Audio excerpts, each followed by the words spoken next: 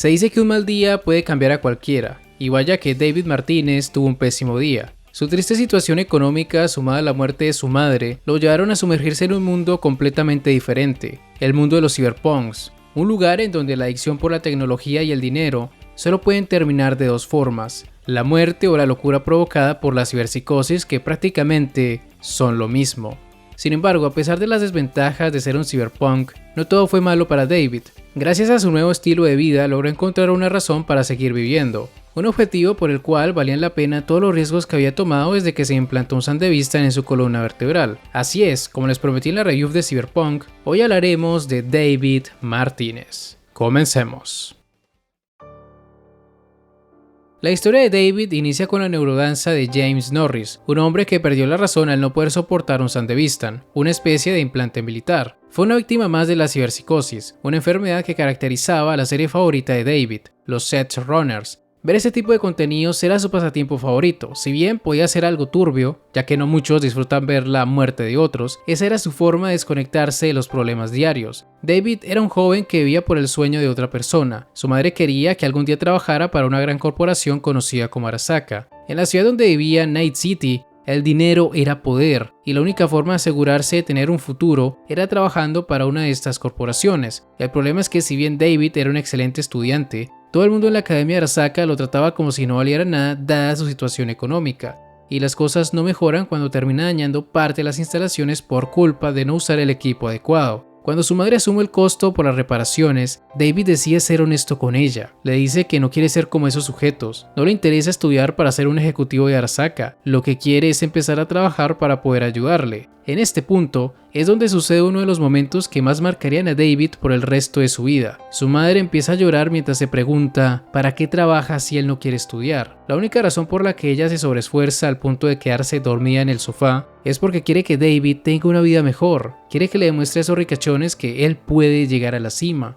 Cuando David ve a su madre llorando, sabe que a lo demás, siempre ha sido consciente de todos los sacrificios que ella ha hecho para enviarlo a la academia, pero asimismo también sabe que tarde o temprano esa forma de vida puede llevarla a la muerte. La tragedia no se hace esperar. David y su madre terminan en medio de un tiroteo de pandillas y su auto termina estrellándose. Por culpa de esto, su madre termina en coma. David ni siquiera puede verla porque pagaron el paquete económico y dicho paquete no incluía visitas. El protagonista no tenía ni idea de qué sucedería con su familia, no sabía siquiera cómo iban a pagar la factura del hospital. Era una situación muy difícil, pero David encontró un respiro al ver que su madre tenía otra cuenta con bastante dinero, y también se dio cuenta de que ella había robado el Sandevistan del cadáver de James Norris. Ese Sandevistan era valioso. David trató de venderlo, así como lo hacía con los NeuroX que le proporcionaba el Doc, pero no tuvo ningún éxito. Para los que tienen curiosidad sobre los NeuroX, son básicamente neurodanzas porno. Al ayudarle al Doc con eso, David no solo ganaba dinero, sino que también obtenía las neurodanzas de su serie favorita, los Set Runners. De regreso a la escuela, David se encuentra con un ambiente muy hostil.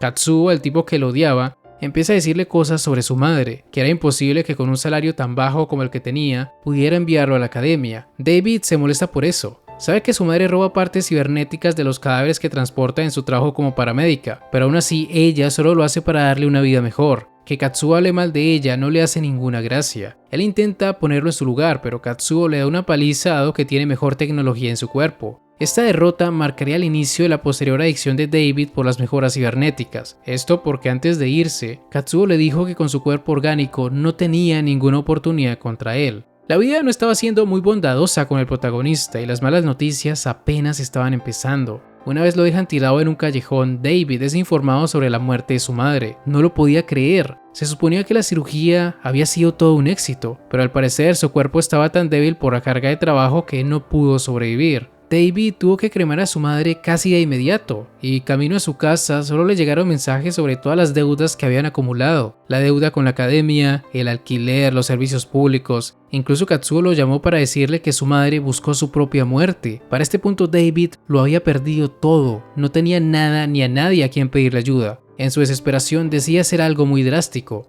Le pide al Doc que le implante el Sandevistan. No le importaba si eso lo convertía en un ciberpsicópata, ya no le quedaban opciones, debía aceptar el riesgo. Para su fortuna no terminó loco, y tan pronto como pudo caminar, irrumpió en su clase y le rompió la nariz a Katsuo. Sabía que lo expulsarían por eso, pero ya no le importaba la escuela. La única razón por la que nunca faltaba a clase y obtenía las mejores notas era para enorgullecer a su madre, pero ella ya estaba muerta, y ser un ejecutivo de Arasaka no se la devolvería. Al salir del lugar podemos verlo reírse, era como si se hubiera quitado un peso de encima, como si finalmente las cosas le estuvieran saliendo bien. Y esto es algo que se ve perfectamente representado no solo por esta risa, sino por la desaparición de la costumbre que tenía de agitar su pierna derecha. Cada vez que David se encontraba en una situación de gran estrés e incomodidad, él no podía dejar de mover su pierna, pero desde el momento en que se implantó el Sandevistan, desde que pudo tomar el control de su vida, esta costumbre desapareció por completo. Todo parecía indicar que dicha costumbre no era más que su forma de lidiar con la ansiedad que le provocaba vivir una vida que no quería. Aún así, pese a que se sentía renovado, al regresar a su casa observa las cenizas de su madre con cierta tristeza. Eso es algo muy importante. David siempre va a tener presente a su madre y lo que ella quería para él. Las cenizas siempre van a estar allí para recordárselo. Una vez que David reflexiona, se da cuenta de la realidad.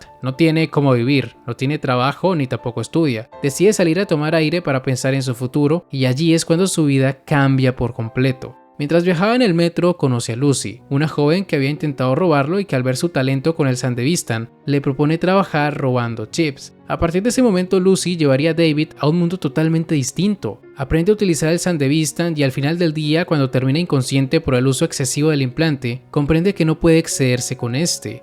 En la noche, David se quedaría en el apartamento de Lucy. Allí la chica deduciría que él quiere ser un cyberpunk. David no lo niega, después de todo es fanático de la serie Edge Runners de Jimmy Kurosaki, y Edge Runners es otra palabra para referirse a los cyberpunks. David le confiesa a Lucy que antes de tener el Sandevistan, estudiaba en la academia porque ese era el deseo de su madre. Es entonces cuando Lucy le dice algo muy importante, que aunque ese fuera el sueño de su madre, seguía siendo el sueño de otra persona. Los sueños deberían ser solo suyos y de nadie más. Para que entienda mejor de lo que hablaba, Lucy decide mostrarle su sueño. Mediante una neurodanza tendrían una cita en la luna. Allí David se da cuenta de lo divertido que es ese lugar y entiende un poco mejor a lo que Lucy se refería cuando dijo que Night City era una jaula. Parecía que todo le estaba saliendo bien al protagonista. Había encontrado su vocación y se estaba pasando el tiempo en el apartamento de una linda chica. Lástima que, como dice el dicho, de eso tan bueno no dan tanto. Y la única razón por la que Lucy decidió trabajar con él fue porque se dio cuenta de que tenía el Sandevistan que su jefe estaba buscando. Mientras estaba en la mejor parte de la cita, May lo traería de vuelta a la realidad.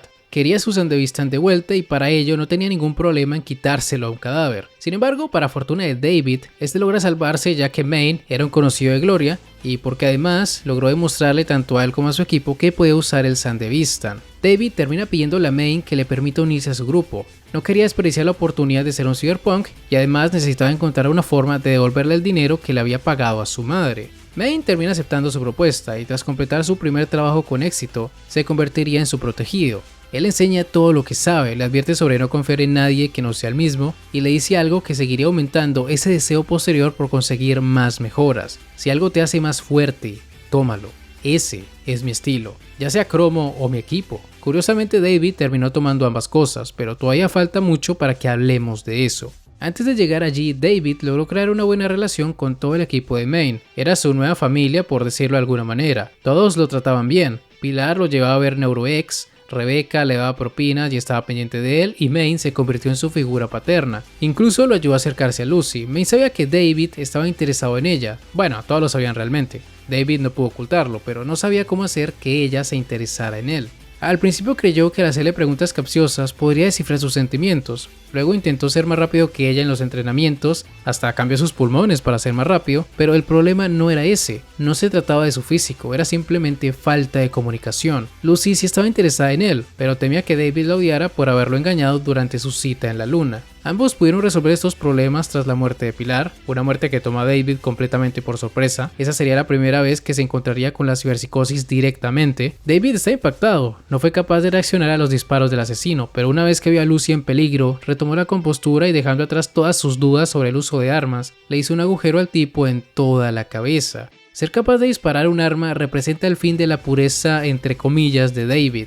Cada vez que sostenía un arma pensaba en su madre. Pensaba en la desilusión que ella tendría si lo hubiera convertirse en un asesino. Al final su deseo de salvar a Lucy fue más fuerte y tras aclarar las cosas con ella, tras decirle que no la odiaba, que no eran diferentes y tras prometerle que la llevaría a la luna, se podría decir que David en un mismo día perdió toda la inocencia que le quedaba. Pero antes de eso, Lucy le dice algo muy importante: no quiero que mueras, no te ganas el nombre de Cyberpunk por cómo vives, sino por cómo mueres. Ante estas palabras, David solo puede decirle que eso no pasará.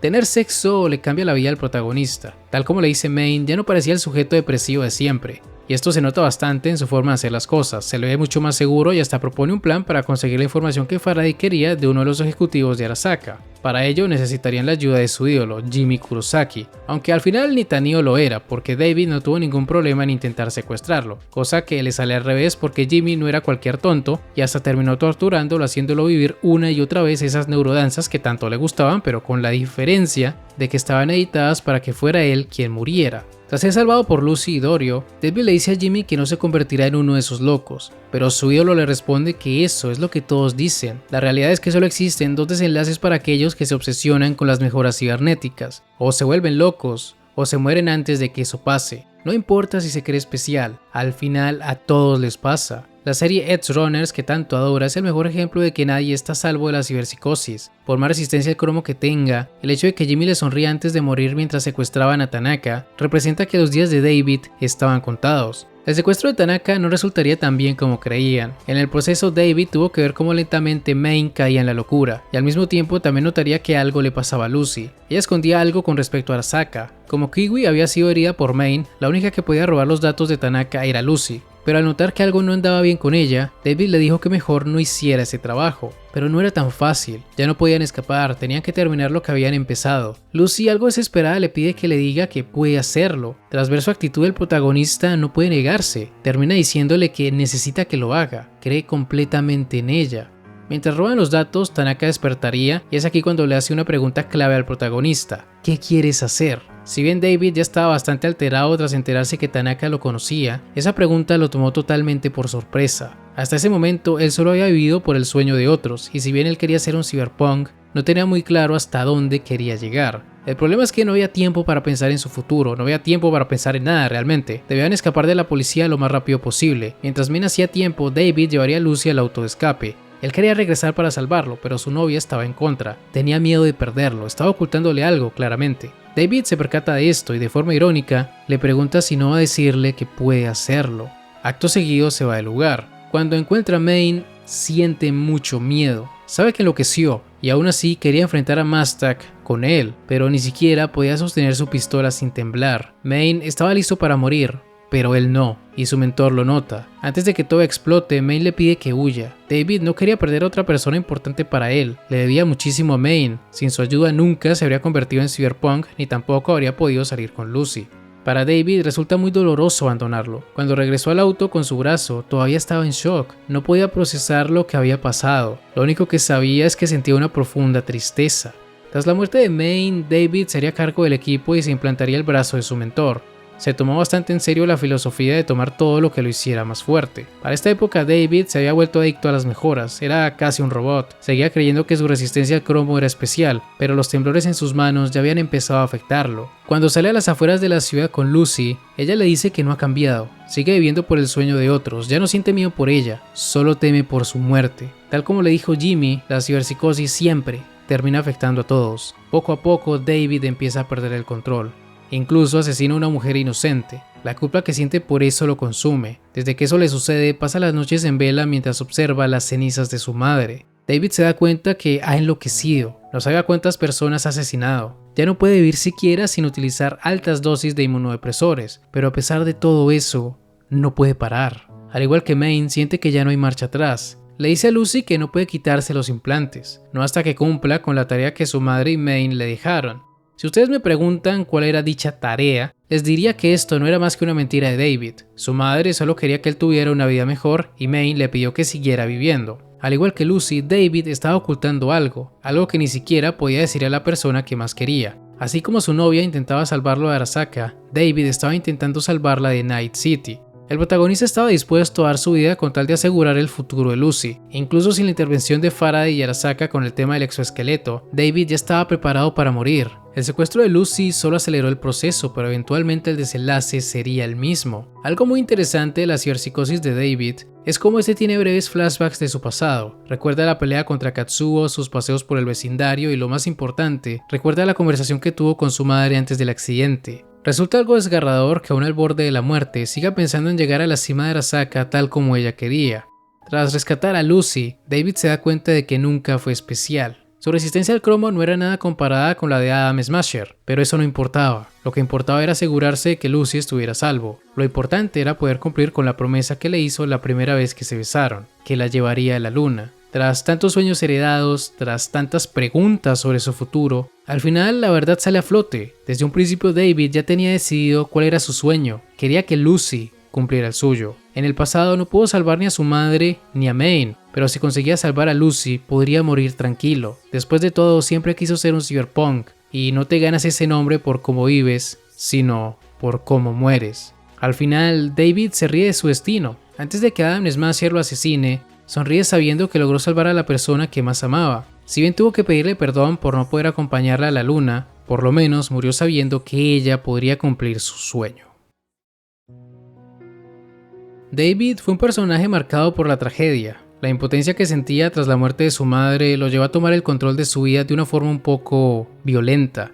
Se cansó de ser amable, se cansó de permitir que los demás pasaran por encima de él. Usar el Sandevistan le abrió muchas posibilidades, pero al mismo tiempo también lo llevó por un camino del cual no había retorno. Poco a poco se obsesionó con ser más fuerte. Su resistencia al cromo le hizo creer que podía con todo, que nunca iba a terminar como James Norris o como Maine, pero al final todo fue una ilusión. Que tuviera más resistencia que el promedio no significaba que había dejado de ser humano, y tarde o temprano su cuerpo llegaría al límite. Con el tiempo David se dio cuenta de que estaba enloqueciendo. Ver las cenizas de su madre le recordaba que estaba siguiendo un camino peligroso, pero al mismo tiempo no podía parar. No quería hacerlo hasta no asegurarse de que Lucy pudiera escapar de esa ciudad, hasta no asegurarse de que ella pudiera cumplir su sueño. Esa fue la promesa que le hizo cuando se besaron por primera vez. Gracias a eso pudo mantenerse cuerdo hasta el final, y aunque suene algo irónico, los momentos finales de David bien podrían haber sido un buen material para una hipotética neurodanza número 33 de la serie Edge Runners, su favorita y la razón por la cual quiso convertirse en Cyberpunk en primer lugar.